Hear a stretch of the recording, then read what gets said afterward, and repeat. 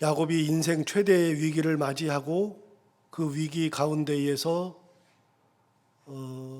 자기 딸 디나가 강간 나가고 살육이 일어나고 노략을 하고 그러면서 자기 두 아들 시므온과 레이를 향하여서 너희들이 나로 하여금 악취가 나게 한다. 네가 그렇게 해서 그들은 수가 많고 나는 적은데 그들이 와서 나를 치고 우리들을 다 쳐서 나와 내 가정이 다 멸문지화를 당할 거다. 그렇게 엄청난 두려움에 휩싸여 있었죠. 그리고 진짜로 그런 일이 일어날 것만 같았죠. 실제로 그런 일이 일어날 것만 같아가지고 야곱이 그것 때문에 굉장히 힘들어했던 것이 분명합니다. 그런데 그런 두려움이 있었지만 하나님이 그 모든 것을 해결하시면서 해결의 근원은 원래 가장 초심, 원래 하나님을 만났던 그곳으로 돌아가는 것이 답이라고 말씀해 주셨고 거기서 거주하고 거기서 제단을 쌓으라고 하셨죠. 하나님은 많이 그동안 재산이 불어나고 뭐가 많아지고 그런 거를 하나님은 전혀 보지 않아요. 하나님은 재산을 본 적도 없고 하나님은 지위를 본 적도 없고 하나님은 전혀 그런 거에 개의치 않으시는 분이 하나님이시죠. 하나님은 워낙에 다 가지신 분인데요. 그렇게 가졌다 그래서 별게 아니에요. 직분을 가졌다 그래서 하나님 그거 보시지 않으시고요. 얼마나 끝까지 처음의 마음을 유지하고 하나님을 사랑하고 끝까지 가느냐 그것만 보시는 거죠. 우리는 다른 것이 크게 보여도 하나님은 그게 크게 보이지 않아요. 그것 때문에 다 두려워하고 있잖아요. 나와 내 가족이 내가 가지고 있는 재산이 다 끝나게 되었다. 혼자 있을 때에는 그런 것들 신경 안 쓰죠. 나만 어떻게 하면 되니까요. 그런데 이제는 가족이 생겼단 말이죠. 지킬 것이 생겼어요. 내 재산이 많단 말이죠. 지킬 것이 생겼죠. 그러니까 그것 때문에 더 염려하는 거예요. 하나님 뭘 보시냐면 너 원래 없었던 때, 아무것도 가지지 않았던 때, 순수했던 때, 그때 하나님을 바라보면서 감사해서 서원하였던 그때로 돌아가라 말씀하셨고 야곱이 그걸 받아들이죠. 예, 하나님. 그리고서 돌아가기를 작정하고 자식들에게 선포합니다. 베델로 올라가자. 거기서부터 회복이 되는 거예요. 거기서부터. 초심을 찾는 것부터 회복되는 거고요. 하나님을 만났던 그곳으로 돌아가는 것으로부터 회복이 되는 거죠. 다른 데 회복이 있는 게 아니에요. 칼로, 지혜로, 아무것도 아니에요. 재산으로 이미 야곱은 해볼 만큼 다 해봤잖아요. 형하고 있을 때도 형 마음을 얻어보려고 재물을 엄청 보내도 해결이 안 되잖아요. 칼로 다 죽였잖아요. 해결이 안 되잖아요. 가지고 있는 걸로 해결이 되지 않아요. 하나님의 말씀, 은혜로 회복되는 거죠. 올라가자. 너희들 중에 있는 이방 신상들을 버리고 스스로를 정결케 하고 옷을 바꿔 입어라 그랬더니 그들이 정말로 자기의 있는 것들을 다 가지고 왔는데 이방 신상들도 가져오고 금붙이도 다 가져오고 그랬어요. 그걸 다 없애고 나도 아무런 문제가 안 돼요. 금붙이 없다 그래가지고서 문제되지 않아요. 내가 가지고 있는 것들 다 그거 붙잡고 있다 그래서 해결되지 않고 그거 없다 그래서 문제가 되지 않아요. 전혀 문제되지 않아요. 오히려 그때가 더 홀가분하고 그때가 더 은혜가 넘치죠. 다 버리고 올라가죠. 올라가는데 하나님이 어떻게 하셨어요? 하나님께서 그들을 두렵게 하셨다. 5절에 나왔다 그랬잖아요. 그들이 떠났으나 하나님이 그 사명 골들로 크게 두려워하게 하셨으므로 야곱의 아들들을 추격하는 자가 없었더라. 옛날 찬양인데 옛날 찬양 중에 이런 찬양이 있습니다. 왜 슬퍼하느냐, 왜 걱정하느냐, 무엇을 두려워하느냐, 아무 염려 말아라. 큰 어려움에도 큰 아픔이 있어도 이젠 걱정하지 마. 내가 너를 붙들어 주리. 내가 너와 항상 함께 하리라. 내가 너를 지키리라. 실망하지 말고 나를 보아라. 나는 너의 하나님이라. 이거는 옛날 찬양입니다. 왜 슬퍼하느냐, 왜 걱정하느냐, 무얼 두려워하느냐, 아무 염려 말아라. 이런 찬양이에요. 야곱이 지나놓고 보니까 하나님께서 가라 그래서 그 길을 갔는데 가면서 생각이 드는 거예요. 쫓아오는 사람이 없네. 내가 왜 두려워했지? 뭐 때문에 그랬지? 그런 생각이 번뜩 들지 않겠어요? 여러분, 우리는 당장에 죽을 것 같고 당장 큰 일이 일어나는 것 같아도 하나님이 막으시면 막히는 거예요. 하나님이 풀으시면 풀리는 거고요. 그래서 내 걸로 해결하는 게 아니라 하나님의 은혜로 해결하고 말씀으로 해결하고 하나님의 간섭으로 해결하는 거지, 내가 그거 가지고서 안달복달 해봐야 아무런 의미가 없죠. 야곱이 그렇게 갔는데 아무도 추격을 안 하네요. 참 웃기지 않아요? 거기서 제단 쌓고 엘 베델이라 불렀다 그랬어요. 자, 거기에서 하나님이 또 나타납니다. 자, 9절을 보시면 야곱이 밧단 아람에서 돌아오며 하나님이 다시 야곱에게 나타나사 이제 베델로 갔을 때 하나님이 다시 또 나타나셨어요. 그러면서 나오는 단어를 보세요. 그에게 뭘 주셨어요? 복을 주시고. 복이라는 단어는 창세기에서 가장 중요한 단어 중에 하나라 그랬죠. 하나님께서 만물을 창조하시고서 복을 주셨죠. 심지어는 안식일마저도 복을 주셨죠. 하나님이 창조물을 복되게 하시려고 창조하신 겁니다. 이게 기본입니다. 창세기 1장, 2장의 기본입니다. 그러면 거기서 우리가 느끼는 거 이미 창세기 1장, 2장 했으니까요.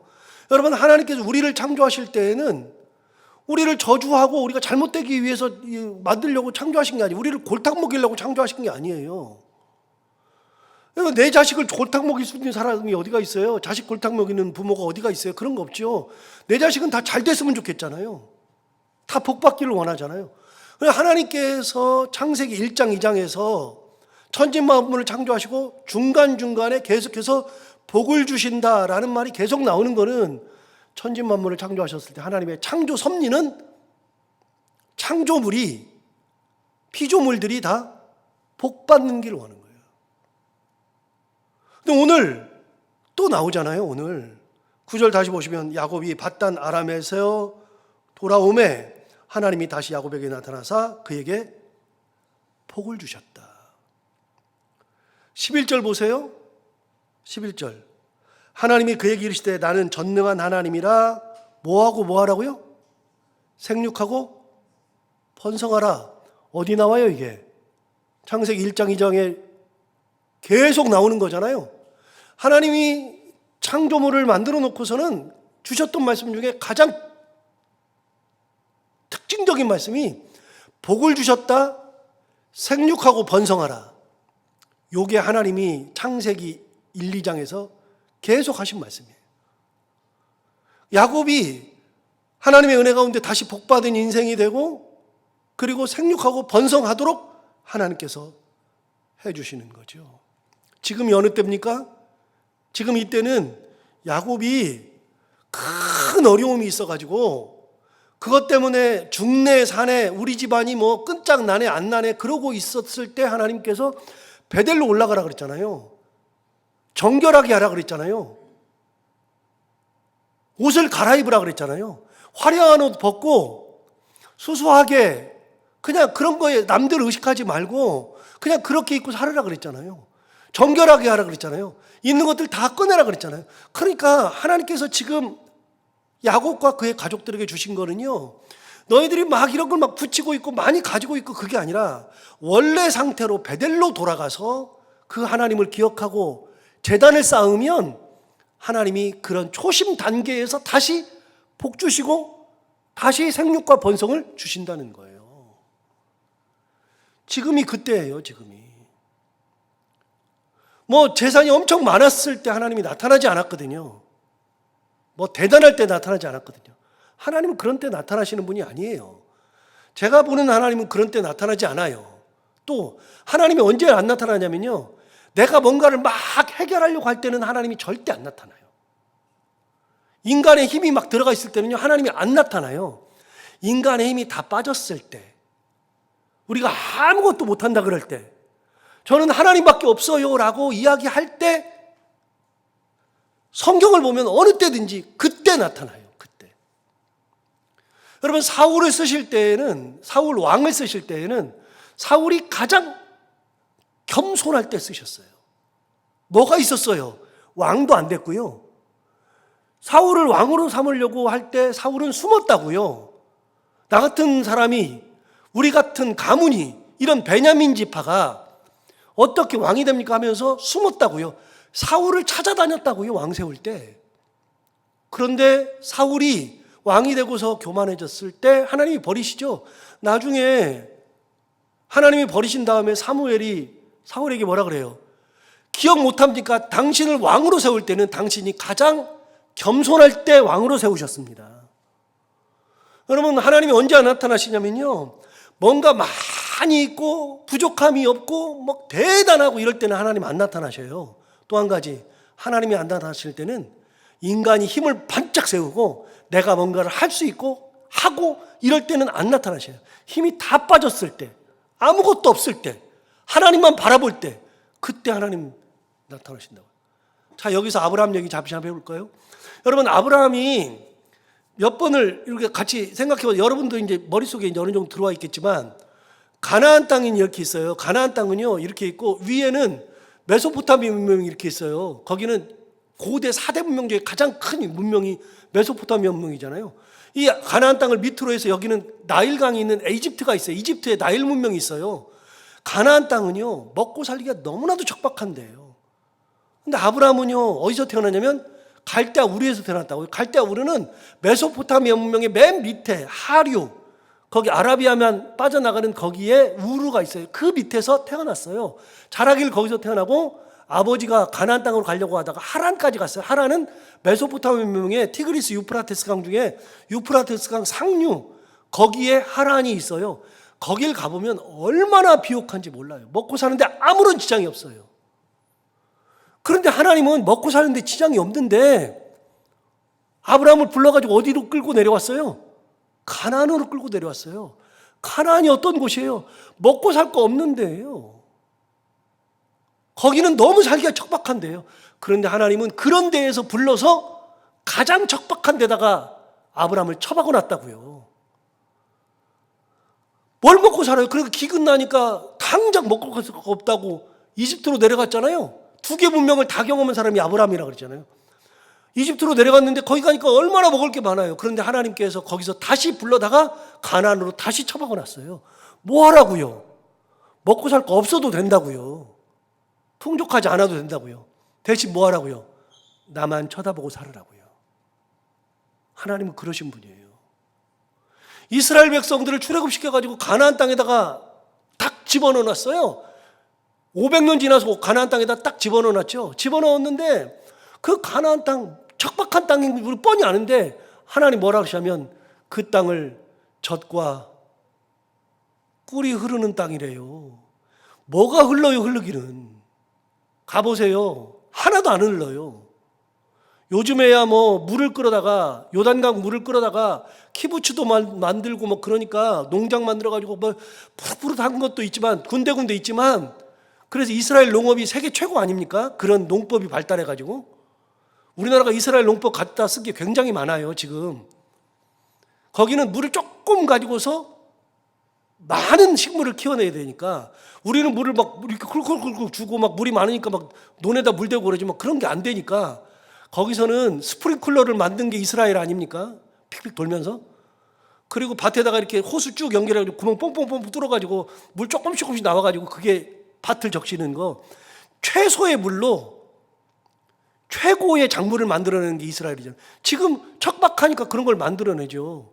근데 어쨌든지 간에 거기 가보면은요, 요즘에 그렇지만 옛날에는 풀 한 폭이 자라지 못했어요. 그런 데다가 이스라엘 400명, 200만 명을 다 집어넣어놨어요. 그러면서 뭐라 그랬냐면 젖과 꿀이 흐른대요. 젖과 꿀이 흐른다는 뜻이 뭐예요? 진짜 젖과 꿀이 흘러요? 안 흘러요. 그럼 뭐예요? 거기에는 하나님만 보고 살 수 있으니까 젖과 꿀이 흐른다는 거예요. 여러분, 가진 것이 결정하는 게 아니거든요.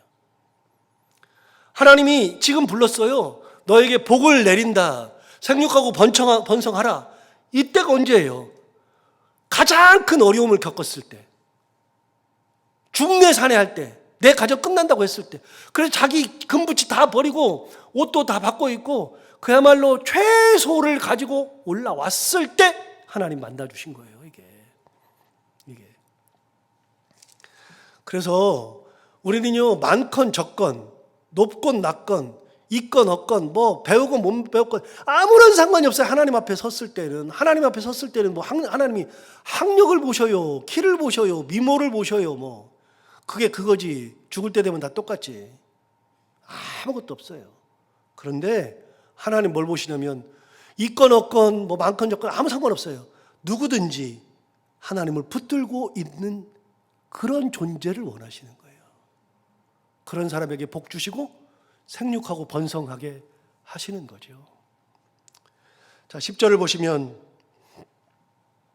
하나님이 그에게 이르시되 내 이름이 야곱이지만은 내 이름을 다시는 야곱이라 부르지 않겠고 이스라엘이 내 이름이 되리라 하시고 그가 그의 이름을 이스라엘이라 부르셨다. 이거 나왔는데 앞에서 이미 나왔잖아요. 32장에서 나왔잖아요. 그렇죠? 32장에 나왔잖아요. 32장 28절에 나왔잖아요. 32장 28절, 27절부터 보시면 그 사람이 그에게 이르되 내 이름이 무엇이냐? 그가 이르되 야곱이니이다. 그가 이르되 내 이름을 다시는 야곱이라 부를 것이 아니요 이스라엘이라 부를 것이니 이는 내가 하나님과 및 사람들과 겨루어 이겼음이니라. 자, 이거 이미 나왔는데 하나님 왜 또 말씀하시지? 당연하죠. 여러분, 32장에 있는 이 말은 누가 해준 말이에요? 하나님이 하신 말이에요? 아니에요. 여러분 21절 보세요. 32장 21절에 그 예물은 그의 앞서 보내고 그는 무리 가운데서 밤을 지내다가 밤에 일어나 두 아내와 두 여종과 11 아들을 인도하여 야복 나루를 건넜세. 그들을 인도하여 시내를 건너가게 하며 그의 소유도 건너가게 하고 야곱은 홀로 남았더니 어떤 사람이 날이 새도록 야곱과 씨름하다가 그랬어요. 그 어떤 사람은 하나님이 아니고요, 하나님이 보낸 천사라고요. 하나님의 사자. 하나님의 사자가 그 씨름한 다음에 너 이름 뭐냐? 야곱입니다. 야곱이라고 하지 말고 이스라엘이라고 해라. 그거는 천사, 하나님의 사자가 해준 얘기고요. 오늘 이 35장 10절 말씀은 하나님이 확증해 주신 거예요. 확증. 이제부터는 진짜로 네 이름은 이스라엘이라고 해. 10절 다시 볼까요? 오늘 본문 10절. 하나님이 그에게 이르시되 내 이름이 야곱이지만은 내 이름을 다시는 야곱이라 부르지 않겠고 이스라엘이 내 이름이 되리라 하시고 하나님 그가 그의 이름을 이스라엘이라 부르셨다. 하나님이 드디어 야곱의 이름을 확증해 주셨습니다. 너는 이런 존재야. 네가 나를 이겼던 존재야. 인간이 어떻게 하나님을 이깁니까? 그런데 하나님이 얘기해 주셨어요. 네가 나를 이겼다. 누가 이겨요? 누가? 하나님을 끝까지 붙들고 있는 사람이 이기는 거예요. 세상 풍파가 와도 어떤 일이 있어도 하나님을 끝까지 붙들고 있는 사람이 하나님이 이겨요. 하나님이 인정해 주시는 거예요. 네가 나를 끝까지 붙들어서 나를 이겼지, 이겨먹었지. 너 이름을 이제부터는 이스라엘이라고 해. 그렇게 해서 그의 이름이 직접 이스라엘이 된 거죠. 14절 보시면 이제 13절에 보면 하나님이 올라가셨어요. 14절에 야곱이 하나님이 자기와 말씀하시던 곳 그곳에 기둥 곧 돌기둥을 세우고 그 위에 전제물을 붓고 또 그 위에 기름을 붓고 하나님이 자기와 말씀하시던 곳의 이름을 베델이라 불렀더라. 28장하고 똑같네요. 28장하고 예배가 회복되었죠. 은혜가 회복되었죠. 그 사이에 세상 때가 많이 꼈는데 그거 다 없애고 났더니 다시 회복이 되는 거예요. 32장에서도 그때 하나님 만나서 기름 붓고 베델이라고 했는데 또다시 그곳에서 하나님 앞에 제단을 쌓고 그리고 돌에다가 전제물도 붓고 기름도 붓고 제사를 드린 다음에 또 베델이라고 하죠.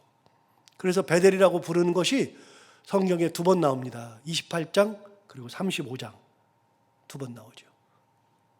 28장과 35장의 제사는 달라요. 이 베델은 달라요. 이 35장은 회복.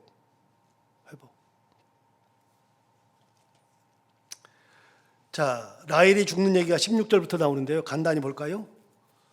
라헬이 드디어 죽습니다. 16절. 드디어 베델에서 길을 떠나 에브라스에 이르기까지 얼마간 거리를 둔 곳에서 라헬이 해산하게 되어 심히 고생하여. 여러분, 에브라스는 어디냐면 19절을 보면 에브라스이 어딘지 나와요. 19절에 보시면 라헬이 죽음의 에브랏 곧 베들레헴 길에 장사되었다.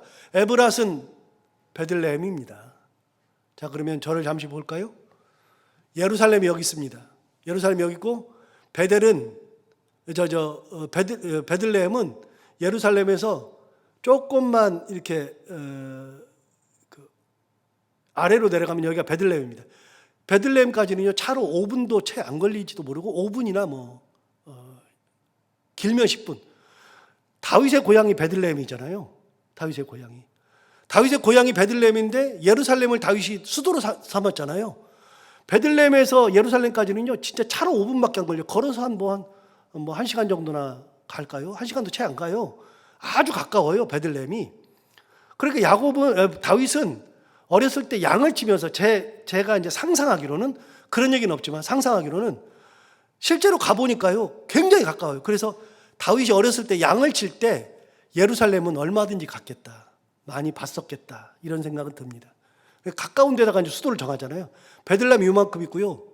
그 다음에 베델은 어디냐면 예루살렘에서 이 위쪽으로 차로 한 30분 가면은 베델이 여기 있습니다.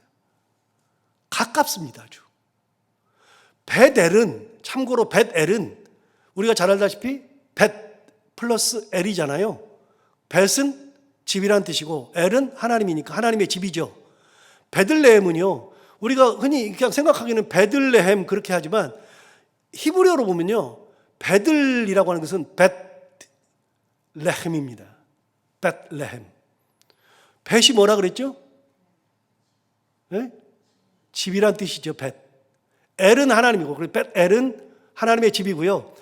베들레헴에서 벳레헴이거든요. 벳은 집이란 뜻이고요. 레헴은 빵이란 뜻입니다. 그래서 베들레헴은 뜻은 빵집이란 뜻입니다.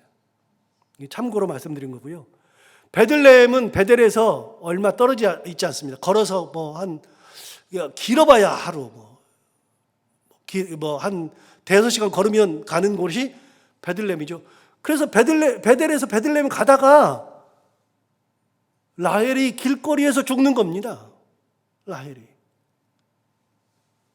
해산하게 되어서 심히 고생하다가 죽는 거죠. 17절 보시면 그가 난산할 즈음에 산파가 그에게 이르되 두려워하지 말라 지금 내가 또 등남하느니라 하매 그가 죽게 되어서 그의 혼이 떠나려 할 때 아들의 이름을 베노니라 불렀으나 그의 아버지는 그를 베냐민이라 불렀더라. 이렇게 돼요. 제가 이 설명은 설교할 때 몇 번 했어요.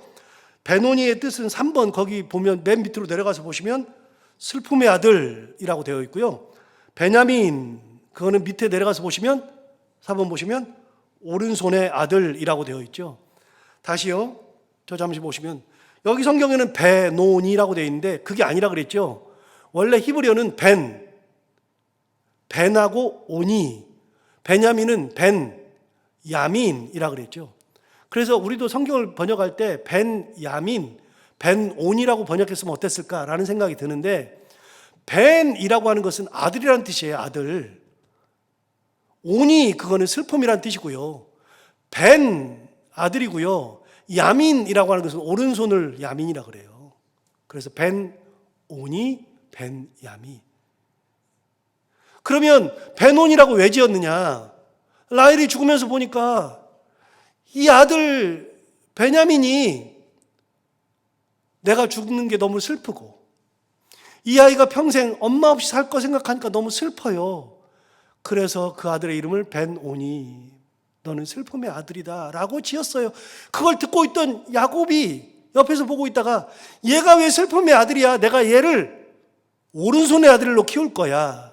그래서 엄마가 이름 지어준 것을 싹 없애버리고 자기가 벤야민이라고 지었어요. 벤야민.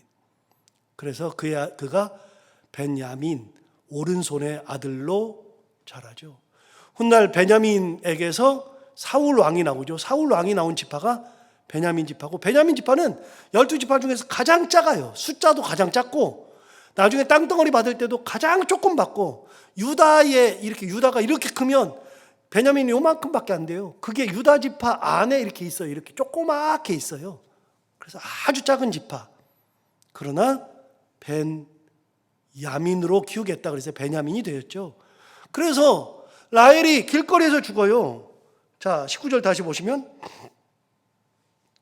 라헬이 죽음에 에브랏 곧 베들레헴 길에 장사되었고, 20절 야곱이 라헬의 묘에 비를 세웠더니 지금까지 라헬의 묘비라 일컫더라. 실제로 여러분 베들레헴 가보면 베들레헴 입구에, 베들레헴하고 약간 떨어져 있는데 그 입구에 라헬의 무덤이 있습니다. 지난번에 성주순례 몇 년 전이지만 다녀오신 분들은 이곳에서 라헬의 무덤을 직접 보고 오셨습니다. 거기에 무덤이 있죠.